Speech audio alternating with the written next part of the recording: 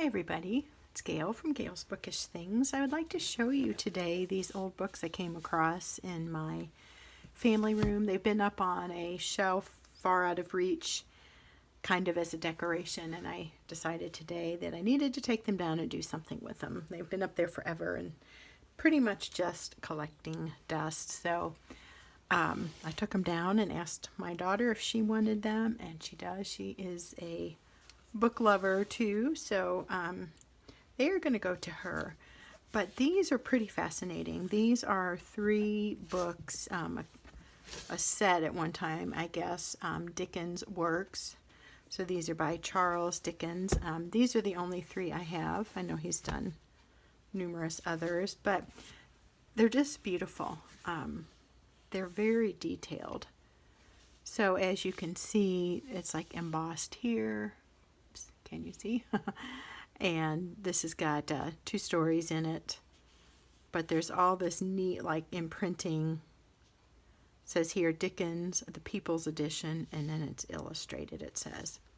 I'll try to zoom in so you can hopefully see that. This little bit of glare from my light is not helping us. Okay, so here it says Estes and Laureate, so maybe that's the publisher. But there's so much really cool detail there. So I just thought we could maybe page through 1 or 2 of these briefly if you're interested in old things.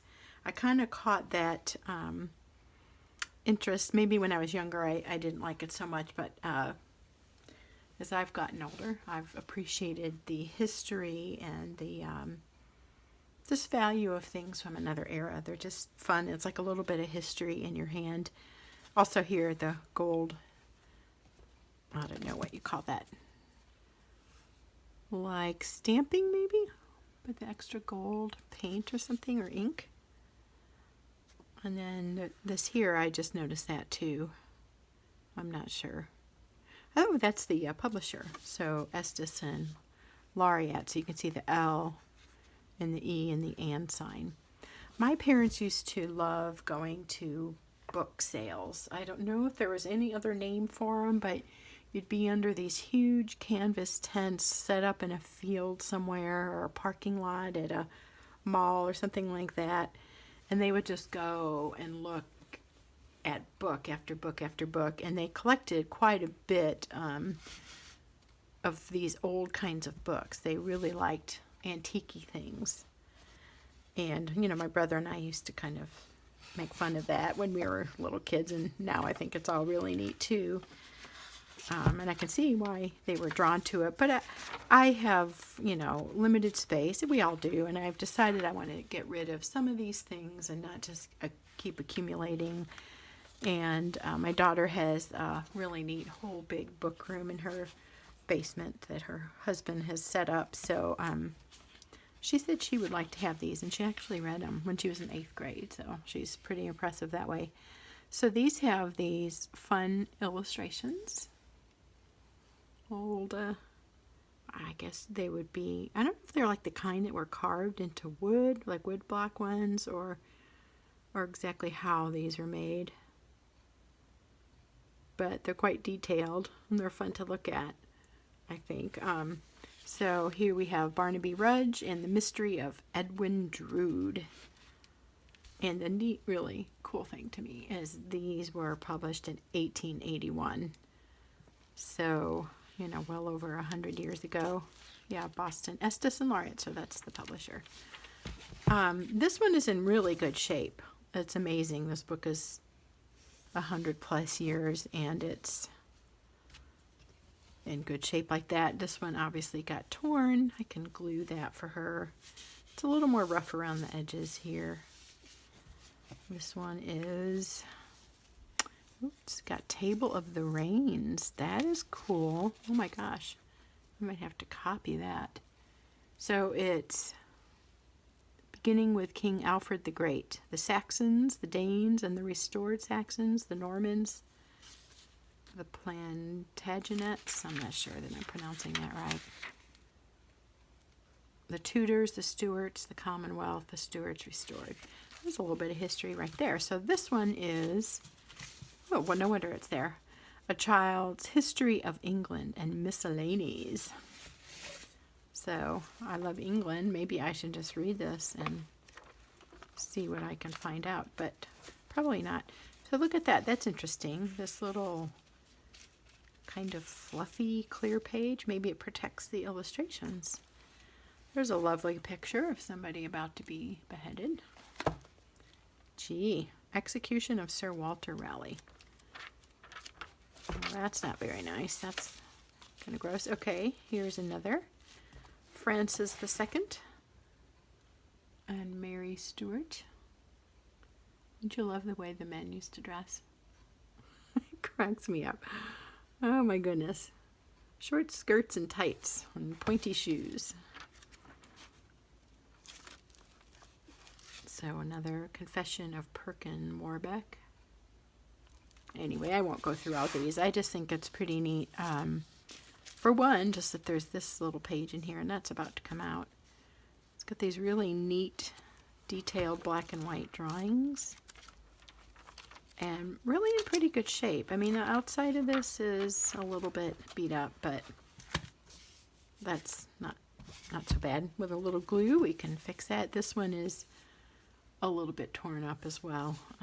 Bleak House, another Charles Dickens work. And we have a few loose pages here. But again, the same kind of fun little illustrations. Now, these are a little more comical. The history one was kind of more serious, and this looks like kind of a lighthearted touch to it. Looks like the fireplace is catching on fire. I don't know the story. I've never really read any of his stuff. I just know of it. Lots of fun illustrations. And like this one is kind of coming apart. So will require a little bit more of a tender TLC. A little bit of that is required for that book, I think. So that's all. Those are just neat. This is all I have left of the old books my mom and dad collected. They have been gone for a number of years, and I hung on to several, and then I finally gave them to someone that collected old books, but I kept these because I thought they were kind of neat, but I am ready to pass those along. And then I just wanted to show you a couple other books. These are my latest current reads. I do belong to a book club. This is our next book. I'm working on reading Elizabeth the Queen. I'm about halfway through. Right here is all bibliography, source notes. So see, I'm almost halfway done. This is really interesting. I really like it. And I've liked Queen Elizabeth for a long time, so I've enjoyed reading about her. I just think she seems like a very hardworking, devoted person to serving her country. This one I heard, well, actually both of these, I like to follow Hello Jilski on YouTube and on Instagram, and she always does these really neat journaling pages, Bible journaling pages, and she's referred to both of these books, so of course I had to get them. So this one is nice. Why We Love to Be Liked and How God Calls Us to More. And I'm enjoying that. I'm not trying to hurry through them, or I'm trying not to. I love to read. I guess I get busy with other things, so I don't do enough of it. But when I am reading, I really enjoy it, and I'm learning a lot from this already. And then this one too, reading the Bible with Rabbi Jesus. So it's just how to read the Bible and get the Jewish perspective on it, so that you have a deepened understanding of some of the imagery and language and so forth. So this is not too long of a book. So what I am trying to do is, excuse me, just read a little bit each day and kind of soak it in. I tend to want to rush through things. I start reading and then I rush, and that's silly. So it's okay, right? I don't have to hurry through everything. Life is not something to be hurried through or crammed in. So those are those. I just kind of carry those around me and sit down and read for a few minutes. And then today, I checked this out at the library. So I like a good murder mystery. This looked like fun. If you've read it, let me know. And let me know what you thought about it. But it looked kind of entertaining. It's, you know, kind of medium print. So if I get to that, it'll be fun. Obviously, I've got my hands full with the other books, but that just seemed fun. So maybe when I need something lighter, I'll do that. And then our library has a counter or a little shelf display where you can buy used books for just a couple dollars. So this nice big hardback book, which is in really good shape, was only $2. The story looks fun too, and it actually takes place in my home state, I think. Pretty sure they said Missouri. Yep, in Missouri. So that seemed fun, but I mean, I may or may not read it. No offense to the author, but I got it because I want to take it apart and gut it, as they call it, take out the pages. You can keep the whole book intact and you can still read it, but what I want is this cover, because I am going to show you how I've made, let me reach it up here, it's right above me on this shelf. I want to show you how you can make a junk journal like this. So as you can see, this one is bursting. I have shown this before. I haven't spent a whole lot of time on it, I don't think, but I will just point out again. Here's a little wire thing sticking up. It's a little bookmark. You basically are just wrapping the spine with some twine or something, and you are inserting your own homemade signatures. So I'm just gonna walk through that again and show how I did that in case anybody watching would like to do that. It's a super easy way to create a junk journal. This is probably my first or second junk journal. I've made tons of them since. I can't even remember now to count, but 30 plus maybe? I don't know.